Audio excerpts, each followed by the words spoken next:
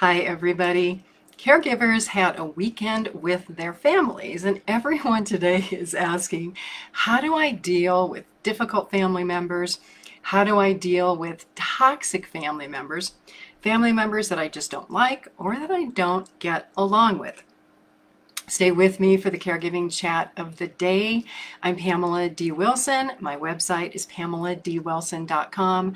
On there, a lot of helpful information for caregivers and aging adults.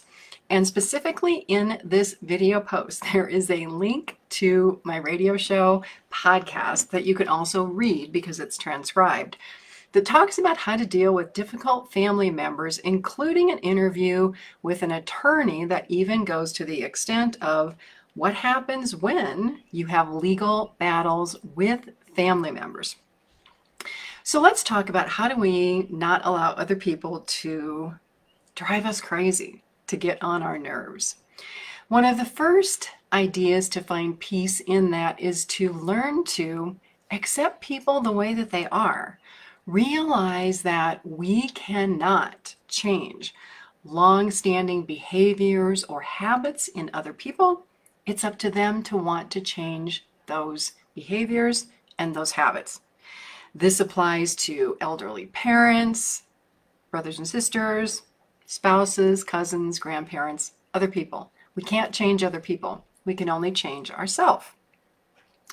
We also want to find ways of getting support. So if we are a caregiver, find a support group, whether it's an online support group like mine, which is called the Caregiving Trap. You can check it out on Facebook. You can ask to join. Or an in-person group. Caregivers need other people to bounce ideas off of and to share with. Also, extremely important, realize that every thought that you have up here, every word that comes out of your mouth becomes your daily life. It becomes your future. So many people don't realize this. If you think negative all day, negative thoughts, what do you think is going to happen? You're going to feel negative. You're probably going to experience some negative interactions with other people. Our moods, our thoughts, the way that we think definitely affect the quality of our lives. And it can be a hard thing to change, but you just go on a starvation negativity diet or a starvation complaining diet, and you get away from all of that. Also, toxic people, if we think about it, sometimes the things that we don't like in other people, and this is one to really think about, are things that we don't like in ourselves. If we're critical about other people, what are we critical about? Think about that. Is it something that you don't like in yourself or something that you've changed in yourself that you now don't like in other people?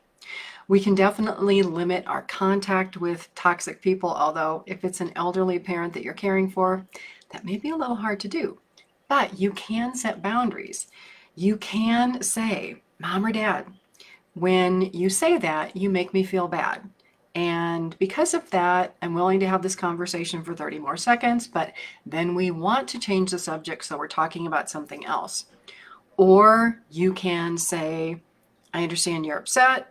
I can't talk about this right now. I'm going to take a break. I'll leave. I'll come back in 30 minutes, or let me sleep on it. We'll talk about it tomorrow. Caregivers and individuals, all of us, we choose how we react to toxic people, to difficult people. We have a choice to engage and make those situations worse, or we can engage and make those situations better. More help for caregivers and aging adults is on my website at PamelaDWilson.com. Please share this video, share my website with other caregivers you know who are looking for hope, help, and support. Have a fabulous day today. I will see you again in another video.